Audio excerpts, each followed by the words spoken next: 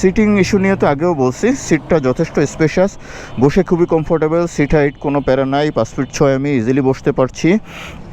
আর pillion issue আমার কাছে মনে হয় নাই, যদিও পিলিয়ন হিসেবে আমি বসে দেখি নাই, বাট একটু আগে অনেকেই এসে ডাবল বসে দেখতেছিল, আমি কথা বলে জানার চেষ্টা করছি, তারা বললো যে না পিলিয়ন হিসেবে ওকে।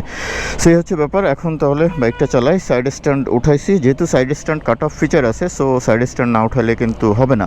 ট্র্যাকশন কন্ট্রোল সাইন উঠে আছে। আচ্ছা, ট্র্যাকশন কন্ট্রোল হচ্ছে 3 স্পিডের পরে গিয়ে কাজ করে, আর এবিএস হচ্ছে 5 স্পিডের পরে, মানে 3 কিলোমিটার পার আওয়ার স্পিড যখন প্লাস হবে তখন ট্র্যাকশন কন্ট্রোল কাজ করবে, আর 5 কিলোমিটার পার আওয়ার যখন স্পিড ক্রস করবে তখন এবিএস কাজ করবে। এর নিচে কিন্তু এবিএস বা ট্র্যাকশন কন্ট্রোল কাজ করবে না।